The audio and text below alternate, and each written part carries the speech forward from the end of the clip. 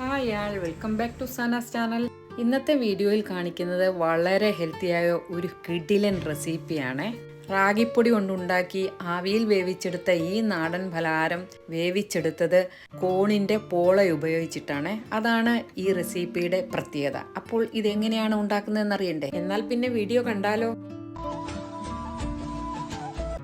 ഇതുപോലെ 2 കോൺ എടുത്തിട്ടുണ്ട്. ഇതിൻ്റെ ഔട്ടർ ലെയർ വേണ്ട, ഉൾഭാഗത്തുള്ളത് വേണം. ആദ്യം ഇതിൻ്റെ 2 വശവും കട്ട് ചെയ്തെടുത്തതിന് ശേഷം ഇവിടെ കാണിച്ചിരിക്കുന്ന പോലെ ഇനി മുകളിലുള്ള പോള നീക്കി ഉൾഭാഗത്തുള്ള പോള എടുക്കണം. മുകളിലുള്ളത് കുറച്ച് കട്ടിയായിരിക്കും.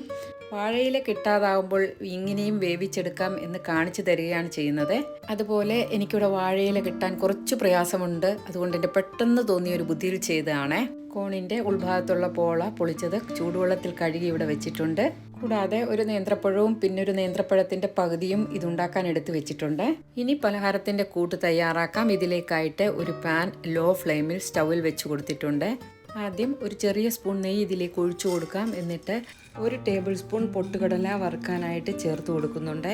പൊട്ടുകടല ഇല്ലെങ്കിൽ നിലക്കടല എടുത്താൽ മതി. എൻ്റെ കയ്യിൽ നിലക്കടലയില്ല, അതുകൊണ്ടാണ് പൊട്ടുകടല എടുത്തത്. ഇത് മൂത്ത് വരുമ്പോഴത്തേക്കും ഇതിലേക്ക് ചെറുതായിട്ട് മുറിച്ച കാഷ്യൂ നട്ട്സ് ചേർത്ത് കൊടുക്കുന്നുണ്ട്. ഇത് രണ്ടും മൂക്കുന്നത് വരെ വറുക്കുക. നിലക്കടല ചേർക്കുന്നവർ അത് വറുത്തെടുത്തതിന് ശേഷം ചെറുതായിട്ടൊന്ന് പൊടിച്ചെടുക്കേണ്ടതുണ്ട്. പൊട്ടുകടലയാണെങ്കിൽ പൊടിച്ചെടുക്കാൻ പറ്റില്ല, പൊടിച്ചാൽ അത് പൗഡർ പോലെ ആയിപ്പോവും. താല്പര്യമില്ലാത്തവർ അത് സ്കിപ്പ് ചെയ്താൽ മതി. ഇവിടെ പാകമായിട്ടുണ്ട്. പാനിൽ നിന്നും മാറ്റി കൊടുക്കാം. ഇനി അതേ പാനിൽ തന്നെ ഒരു ചെറിയ സ്പൂൺ നെയ്യ് ഒഴിച്ചതിന് ശേഷം 1 സ്പൂൺ കറുത്ത എള്ള് ചേർത്ത് കൊടുക്കുന്നുണ്ട്. കറുത്ത എള്ളില്ലെങ്കിൽ വെളുത്ത എള്ള് ചേർത്താലും മതി. അതൊന്ന് ചൂടായി വരുമ്പോഴത്തേക്കും ഇതിലേക്ക് നേരത്തെ കട്ട് ചെയ്ത് വെച്ച പഴക്കഷ്ണങ്ങൾ ചേർത്ത് കൊടുക്കാം. ചേർത്ത് കൊടുത്ത പഴക്കഷ്ണങ്ങൾ നന്നായിട്ട് വേകണം. അത് വെന്ത് ഉടഞ്ഞ പാകത്തിലായിരിക്കണം വഴറ്റിയെടുക്കേണ്ടത്. സ്നേഹത്തോടെ ഒരു കാര്യം ഓർമ്മിപ്പിക്കുകയാണ്, നിങ്ങൾ ഈ വീഡിയോ കണ്ടുകൊണ്ടിരിക്കുമ്പോൾ ഒരു ലൈക്ക് തരാൻ മറക്കരുത്. അതുപോലെ ഹൈപ്പ് എന്ന ഓപ്ഷനും ഉണ്ട്. പിന്നെ ഈ വീഡിയോ ഇഷ്ടപ്പെടുകയാണെങ്കിൽ നിങ്ങളുടെ പ്രിയപ്പെട്ടവർക്ക് ഷെയർ ചെയ്ത് കൊടുക്കാനും മറക്കരുതേ.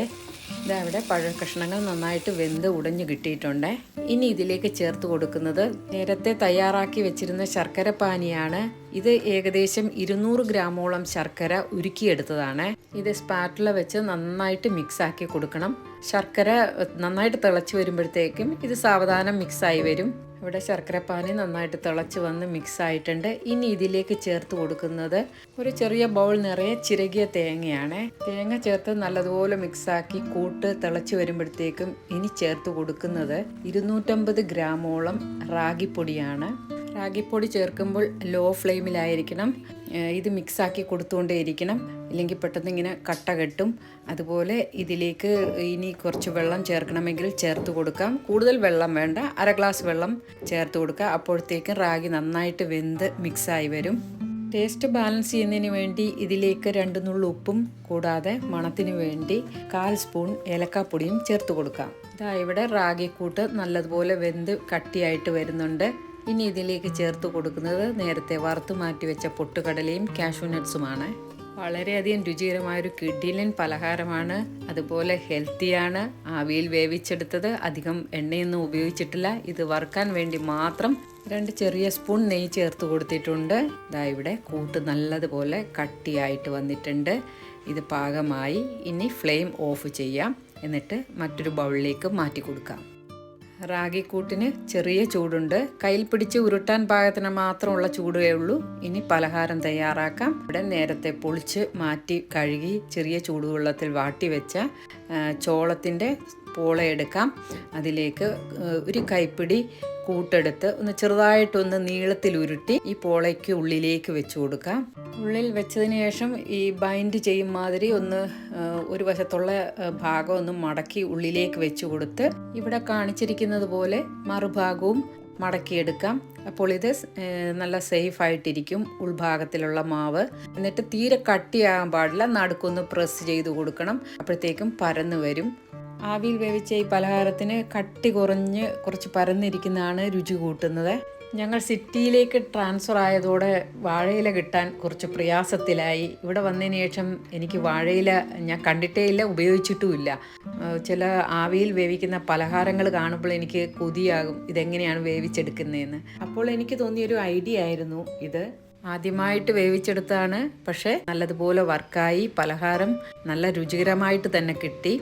നിങ്ങളും ഇതുപോലെയൊക്കെ ഒന്ന് ട്രൈ ചെയ്ത് നോക്കുക. വാഴയില കിട്ടിയില്ലെങ്കിൽ, നമ്മുടെ നാട്ടിൽ വാഴയില ഇല്ലെങ്കിൽ തന്നെ എന്തെല്ലാം ഇലകളുണ്ട് വേവിച്ചെടുക്കാനായിട്ട്.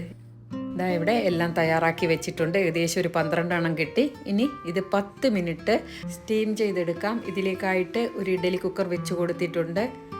വേവിച്ചെടുത്തതുകൊണ്ട് ഇതധികം വേവേണ്ട ആവശ്യമൊന്നുമില്ല. ഇതാ ഇവിടെ 10 മിനിറ്റ് കഴിഞ്ഞു. തുറന്നു നോക്കാം, നന്നായിട്ട് വെന്തിട്ടുണ്ട്. ഇനി തണുത്തതിന് ശേഷം ഒരു പ്ലേറ്റിലേക്ക് മാറ്റി വയ്ക്കാം. അധികം തണുക്കാനുള്ള ക്ഷമയൊന്നും എനിക്കുണ്ടായില്ല. ചെറിയ ചൂടോടുകൂടി തന്നെ ഞാൻ ഇത് തുറന്നു നോക്കി. കാണാൻ തന്നെ നല്ല ഭംഗിയായിരുന്നു, കഴിക്കാനും അതുപോലെ തന്നെ രുചികരമായിരുന്നു. അപ്പോൾ വളരെയധികം ഹെൽത്തിയായ ആവിയിൽ വേവിച്ച ഈ പലഹാരം നിങ്ങൾക്കിഷ്ടമായോ? ഇഷ്ടമായവർ ഇതുപോലെ ഒന്ന് ട്രൈ ചെയ്ത് നോക്കുക. അപ്പോൾ ഒരു പുതിയ വീഡിയോ വരുന്നവരെ എല്ലാവരോടും സ്നേഹത്തോടെ ബൈ.